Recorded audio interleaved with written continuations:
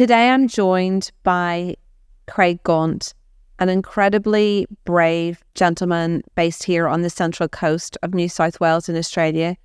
Craig lost his wife Debbie to suicide in 2019, and her death has been related to a psychotic depression brought on by the menopause. Craig and his family have very bravely set up a foundation in Debbie's honour called the Debbie Gaunt Foundation, and they're striving to change the face of education not only for patients around mental health and the collision of symptoms that you often can see appearing in this time, but also trying to change the face of education of health professionals to make all of us a bit more aware of what can happen and how, unfortunately, catastrophically wrong things can go. Craig is very honest and open in our conversation today. I would love you to listen and just take on board what he has to say and some of the really positive story and twist to the story that shows this family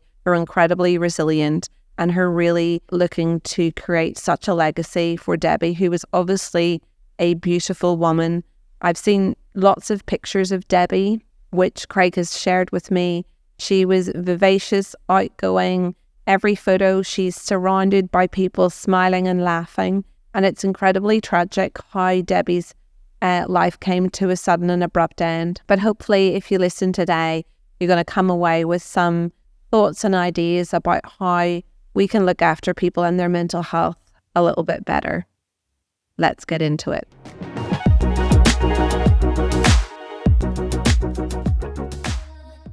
Craig, thank you so much for agreeing to join me on the podcast today. You're very welcome. I'd love to start, Craig, by just sharing a little bit about how I met you and a little bit about how I learned a little bit about your story. So I received an email and a message via Facebook, I think, inviting me to speak at your launch of the Debbie Gaunt Foundation. And I was very privileged to talk at that event.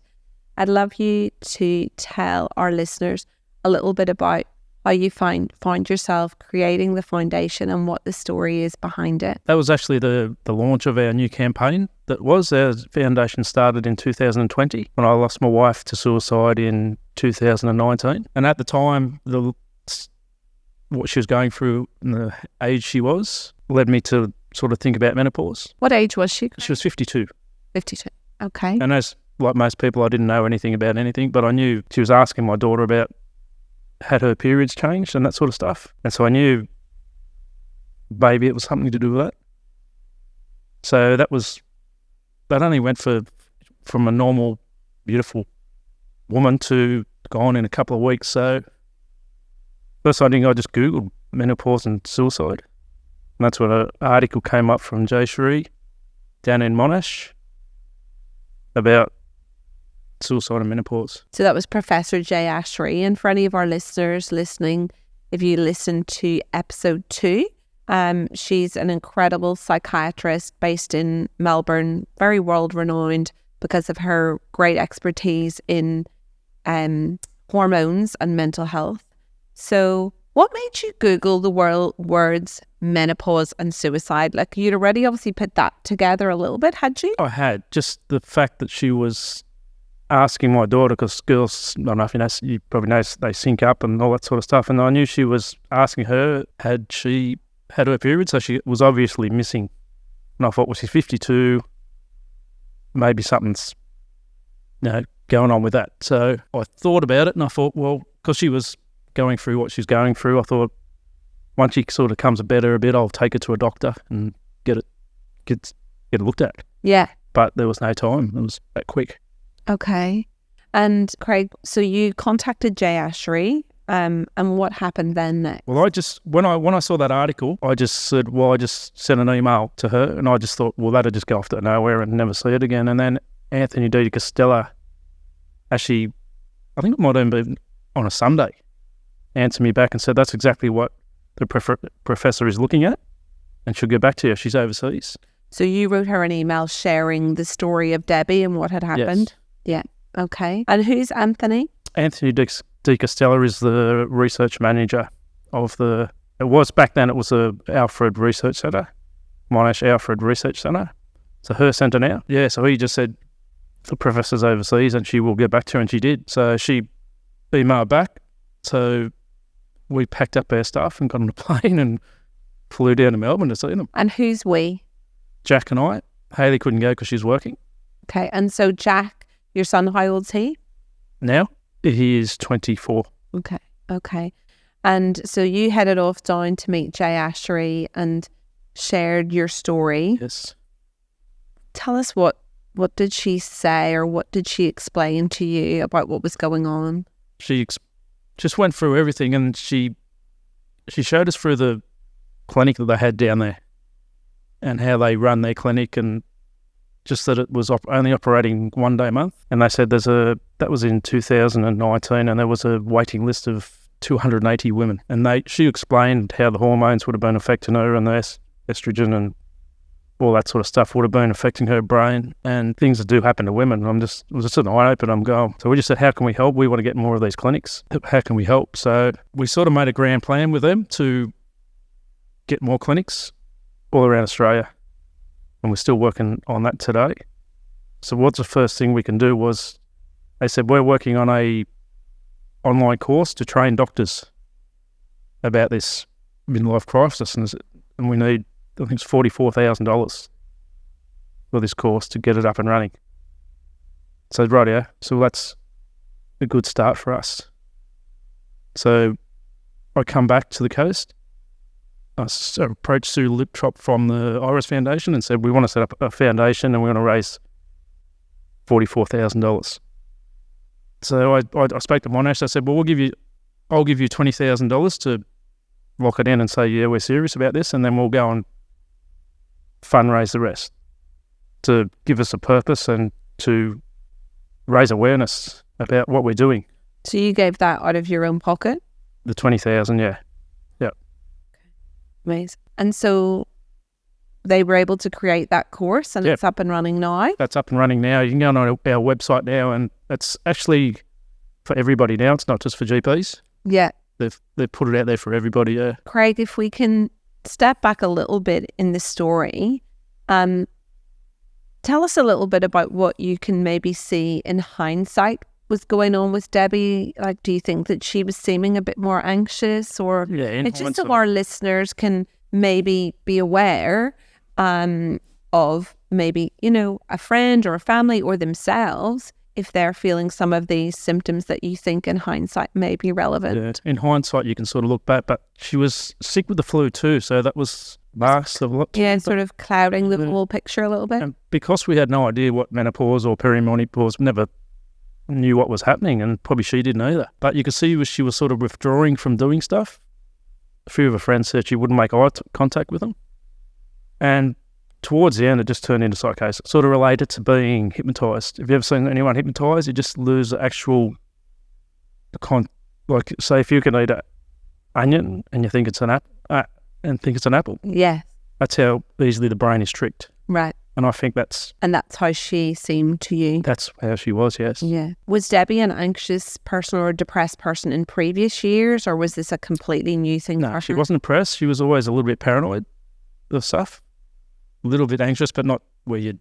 And paranoid in terms of that she would worry about what people were thinking, or if she'd done the wrong thing, or... A little bit. Not bad that would be anything. That you'd be worried about it. Yeah, just nagging the kids and just normal stuff like that. But it just turned into full paranoid. And do you think that whenever you look back in hindsight, was there any of those...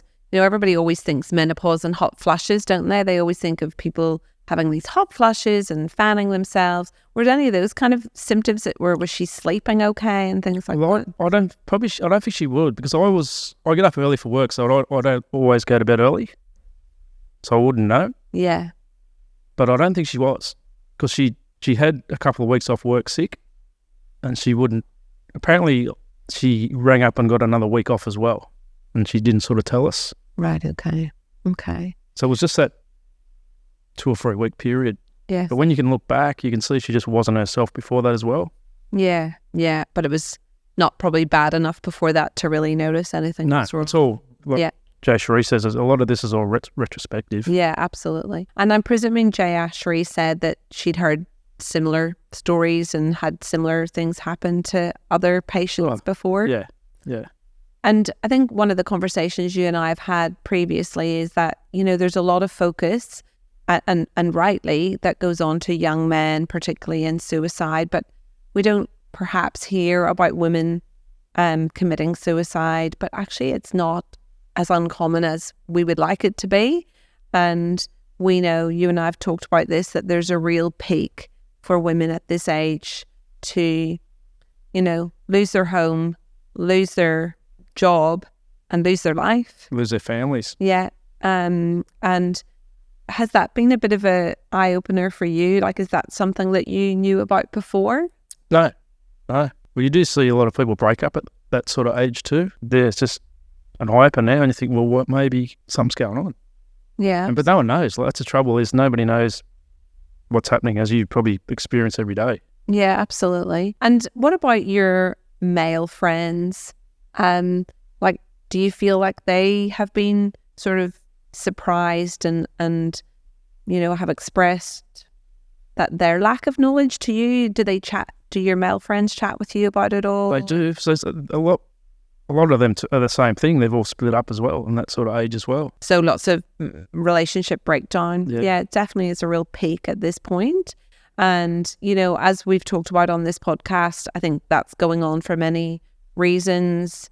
It can be obviously just relationship issues, but clearly, women can be depressed, anxious, not sleeping, trying to juggle, maybe teenage kids and a job and a house and then, add in lots of physical symptoms like, joint pain and brain fog and feeling anxious or panicking and your heart's racing and your ears are itchy and your skin's itchy and, having sex is painful and, you become really paranoid about your relationship and the next thing, the wheels are just falling off, Brain fog was a big one. She was all over the books and all over the accounting. She did the books for us and she just couldn't, she looked at it and she just couldn't understand it anymore. Yeah. Within a couple of weeks.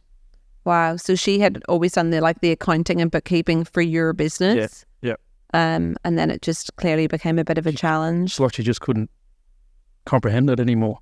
Yeah. It's just what you call it, just like brain fog. Yeah.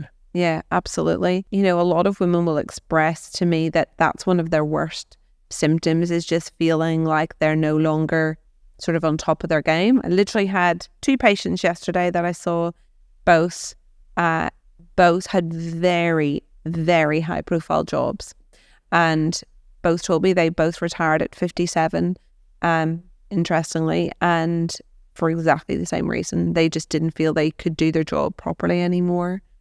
There's been quite a bit of research in the UK where they've actually, I think the government funded it just to look at how many women were leaving the workplace during this time. And it was absolutely jaw-dropping, that so many women were dropping out of employment. And isn't that really so sad? Because you've got these women who really should be at the peak of their career, so much knowledge, so much experience, not having to deal with like tiny little toddlers at home anymore, probably ready to take their career to the next level. But then all these symptoms make it... They've done all the hard work. They've done all the hard work. And then, it's like nearly like your body and your brain suddenly let you down. And the government's answer was to give them a few weeks extra sick leave. It's like, wow, thanks. Yeah, it's pretty frustrating. So where are you guys going on your journey, I suppose, as a foundation? What do you want to do with the Debbie Gaunt Foundation? March last year, we met at Parliament House with the team from the Her Centre, and we submitted a proposal to Emma McBride down there, and that was to have a clinic in a new research centre here on the Central Coast. Wow. So Sue from the Iris Foundation and I said, well, that's the top, we can't do anymore. We can only do that. So what do we do? So we went away and we said, well, we need to concentrate more on the mental health side of stuff. So we went out and said, what do we do? So, well, we need a digital marketing girl to help us. So we engaged Lindsay Johnson and she rebranded all our stuff. We used to have the purple swans and now we've got the new colours and everything. And we created a website and we launched that when you came. That was in April, I think, was it? And that's been so successful. So the new way we're having, because when we started with the clinics and all that, that was before COVID, and I think COVID has changed everything, where telehealth is really changed everything. You can be seeing a doctor in West Australia or something, because as you know, it's so hard to find a doctor that knows anything about perimenopause, hormones and all that sort of stuff. So I think telehealth is the big game changer, because as you know, you go to a normal doctor and they might give you antidepressants. I think our goal now is to work with you and get a platform where we can get mental health, we can get doctors, we can get physiotherapists, we can get all those people. Because I know with the physios, a lot of women coming in with all these complaints and stuff. That's right. Their frozen shoulders and their hip pain. Yeah. It's the same. I kind of feel like, while we don't need everyone to become, obsessed with the menopause, that, as every health professional, but I think everyone needs to know a bit more. So if you're a cardiologist, then you might need to think that if this woman in front of you has palpitations, then maybe it's perimenopause. If you're an ophthalmologist and you've got someone in front of you and they've got dry eyes, then maybe it's their perimenopause. And I think, what you're trying to do is amazing, because again, I think so many women probably do end up at psychology appointments, but maybe we're ending up, and I'll put my hands up and say, I feel bad. And I know I talk to a lot of my sort of counterparts who are really involved in menopause, and we all feel bad because we think, gosh, in hindsight, we probably were putting people on antidepressants whenever we probably really would have been much better servicing the patient by prescribing hormones.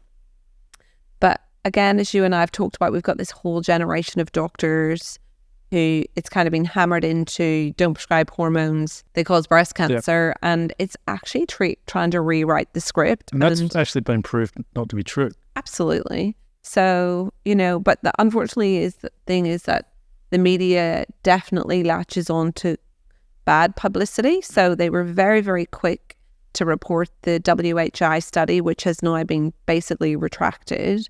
But even very recently, there was a very, very good meta-analysis, I think it was in The Lancet in the last month, basically saying that women on estrogen-only hormone replacement therapy had 20% less breast cancer.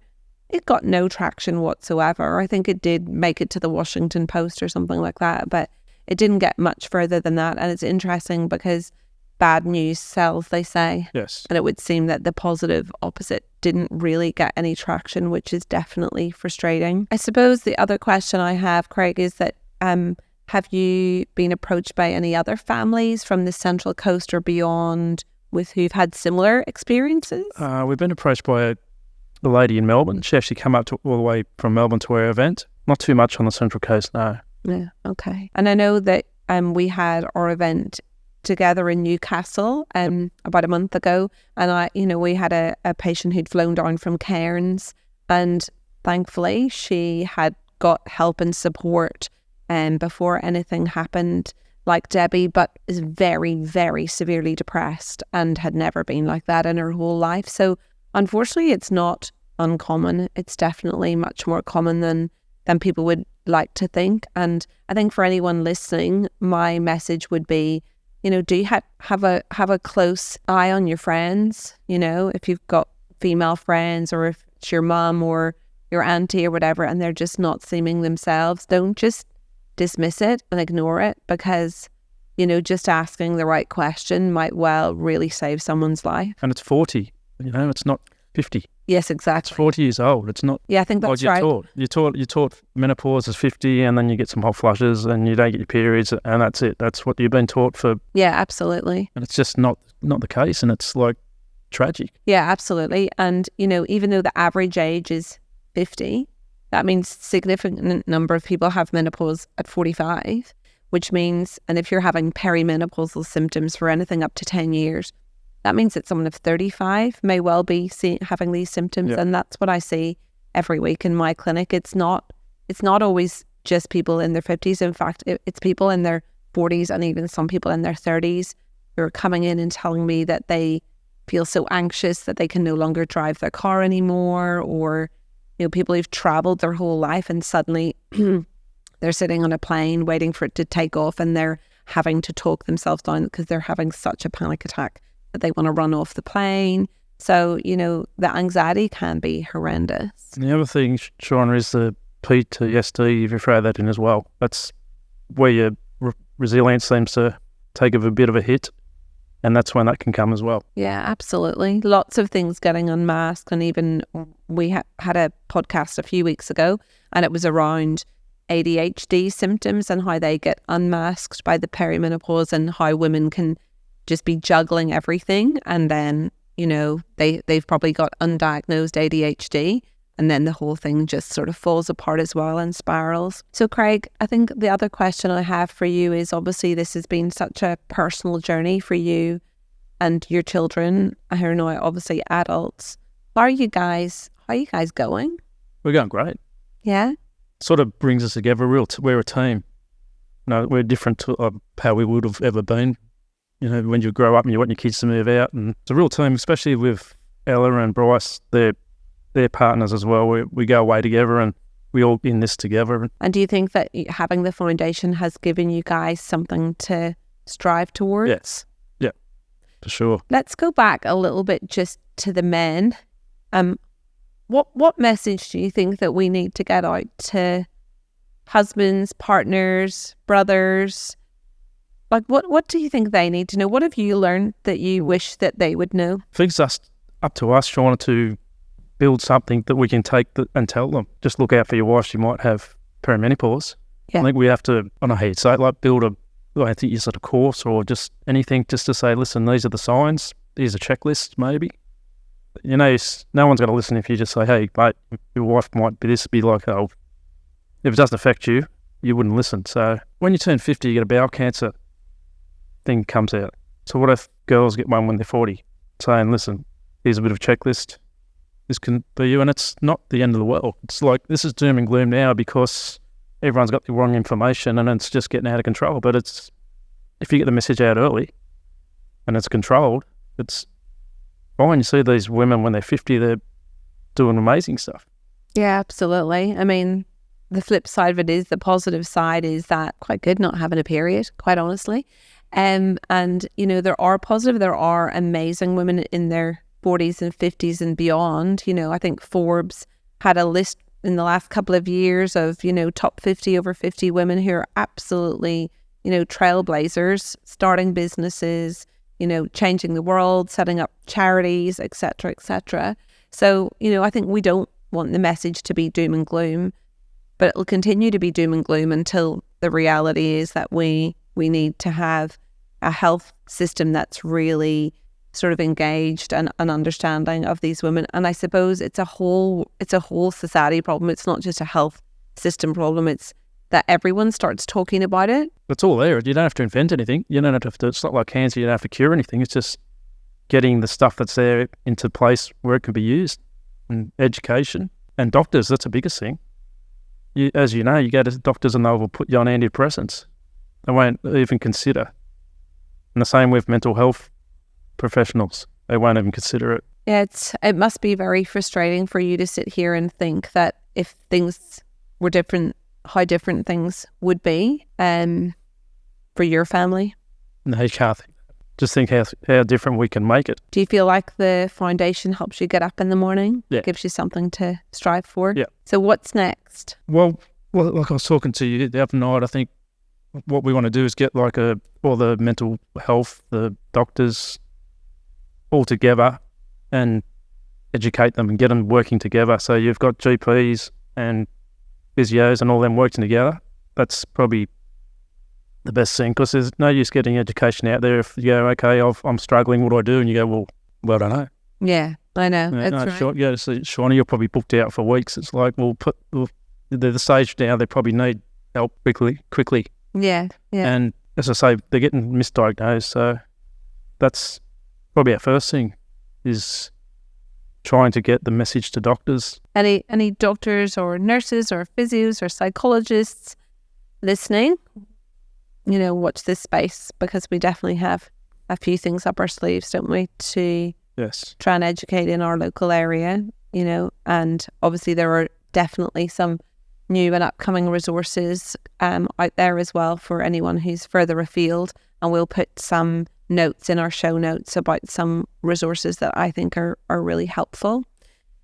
Craig, is there anything else that you would like to share with the audience, or any messages that you would like to get out to not only our local community but our listeners worldwide? There are apps out there now that you can get onto that log your periods and how you go. No, Aviana are working on one. They've got one out now. There's a Balance app, but that's in England. So Aviana are developing one that's going to be for Australia. That's pretty much finished. It's up and running now, but they'll be using telehealth as well. And that's a good thing to be moving forward, because what we want to do is say, if you go to a doctor, you can just hit a button and that'll send all your details, all what you've been doing. So your first consultation isn't just saying up who I am and what I've been doing. It's just like they already know. So by the time you get there, okay, this is what you are, this is what we've been doing, and it's just that doctor could be in Perth. I think that's a big game changer. Yeah, absolutely. It can be intimidating for someone who's already anxious and someone who's already feeling a bit down in the dumps to go to the doctor and, you know, feel worried about what they're going to say. And I do think even, you know, there's lots of checklists that you can even print off on the internet. You know, just, you know, print one of them off and just even tick your symptoms. But that's if you fluke it and you get a doctor that knows anything too. That's true. So what's the chances, you reckon, you're a doctor? So what's the chances of getting a doctor that's going to say okay? I don't know. I'm not sure what the odds would be, to be honest. I'd like to think that every day they're increasing. So if you're Shauna and you go out there and you're going through the phone book and say, I think I've got perimenopause, I think my hormones are issues, I've got depression, what are your chances of getting a doctor that's going to do the right thing? I don't know. Not as high as I would like to think, to be honest. I think, you know, we've ended up with a generation of doctors who genuinely are de-skilled in prescribing hormones. And what I will say, and what is hopeful, is that I get messages all the time, every day, from doctors asking, can they come and sit in with me for some consultations? Can they see what I'm doing, et cetera, et cetera. So I think that's really hopeful, because I think there is a generation of female doctors particularly who are really motivated and who are really interested. But I think it's unfortunately there can definitely be some mixed messaging about what the right thing to do is. And I think, you know, sometimes, you know, this group over here are promoting doing this and this group over here are promoting doing this, and I think sometimes that can be really, really challenging. And I think the other reality is, because of, I feel like we've lost 20 years of women's research. And the other issue is that in research generally, women tend to be excluded from medical research because, you know, we might get pregnant or we might be on the contraceptive pill, or so they actually tend to use men all the time in research and then extrapolate the data to women. And, you know, I think that really there's been a real interesting turn of the tide. And I think more and more researchers and scientists are realizing that you just can't extrapolate the data. You can't just say, oh, well, that female is just like a small male, because clearly hormonally, etc., we're just very, very different.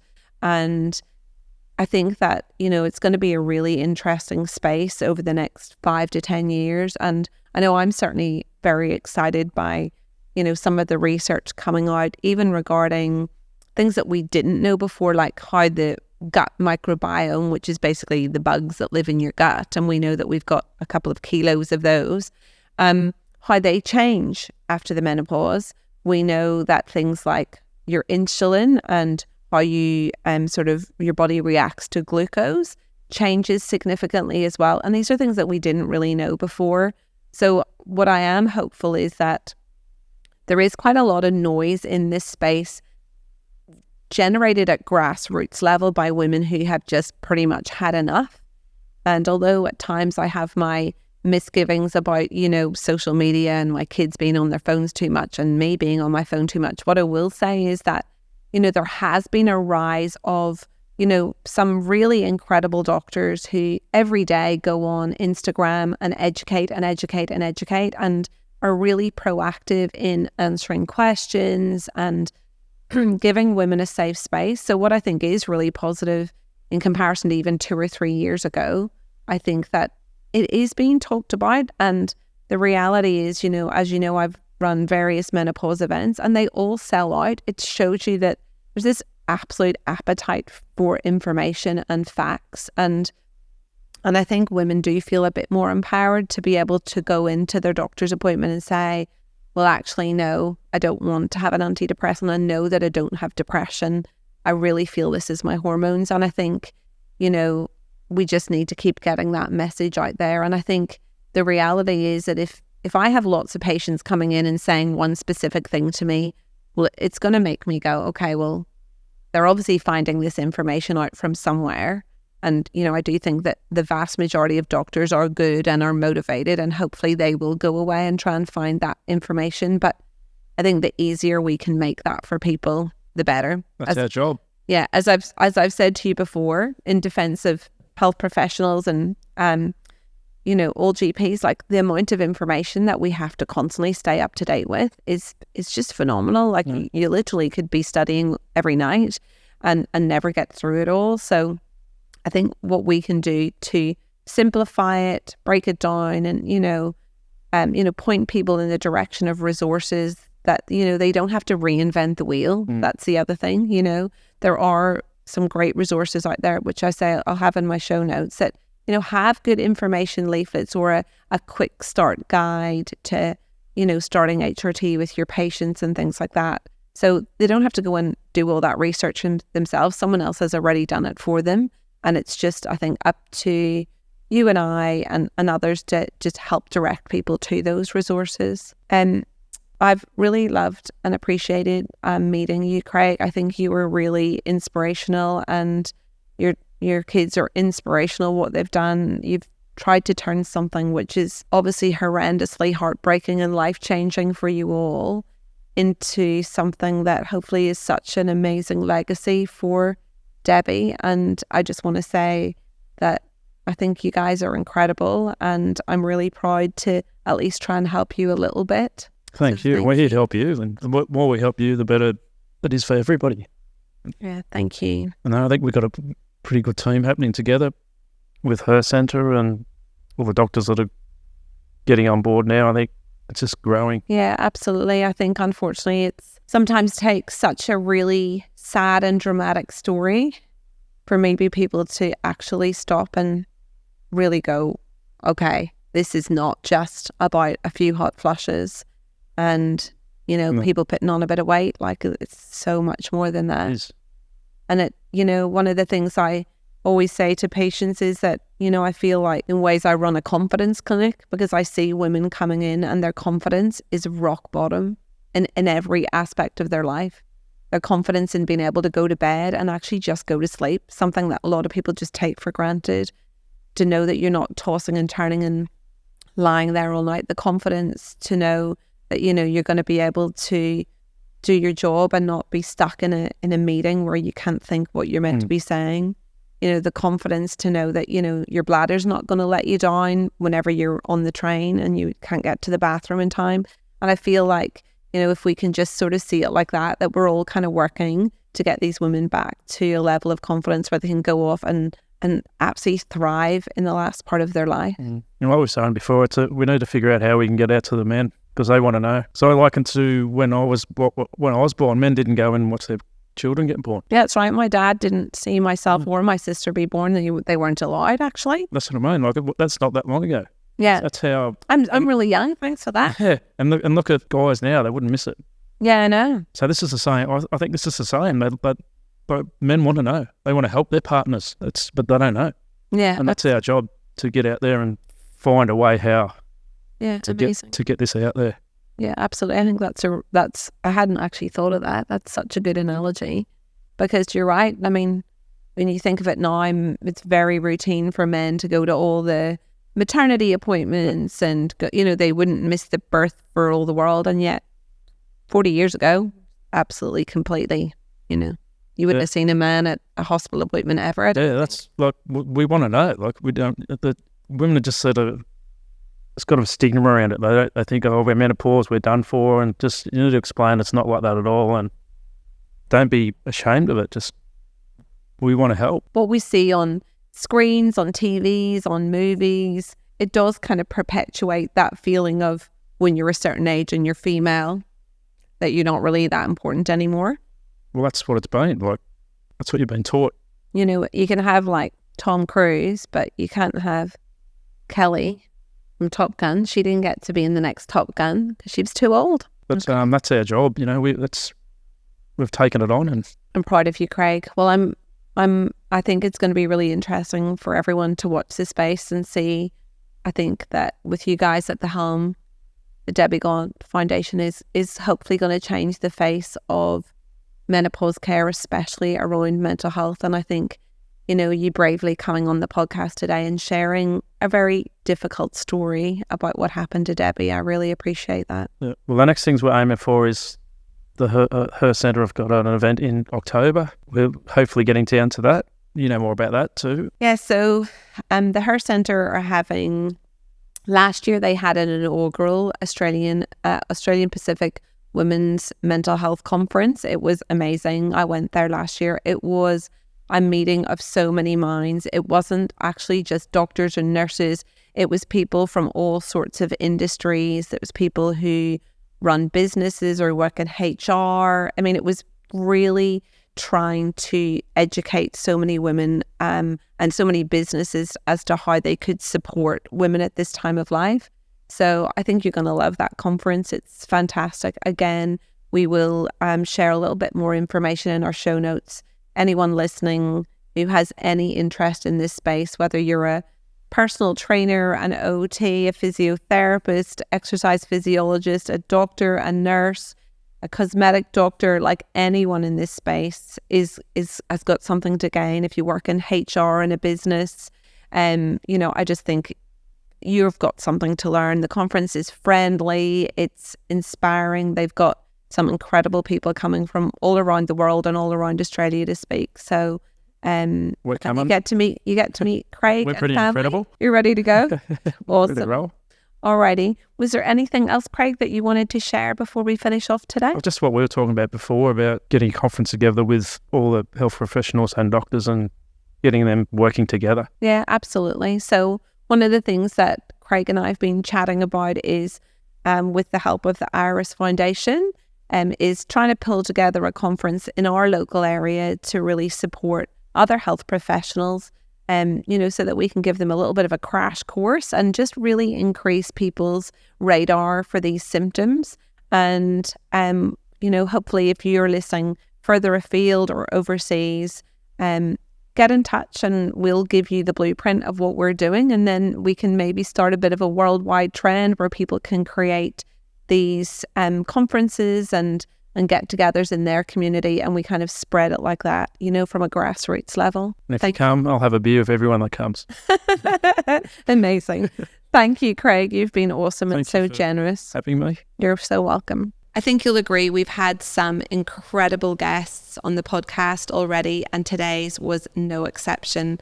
I think there is so many nuggets of information I'd love to get out there. So if you know someone who would benefit from the podcast, please share it. That way more people can learn all about themselves. Remember, this podcast is all about you. This podcast and any information, advice, opinions, or statements within it do not constitute medical, healthcare, or other professional advice. Information is provided for educational and entertainment purposes only. If you have any health concerns, always consult your doctor.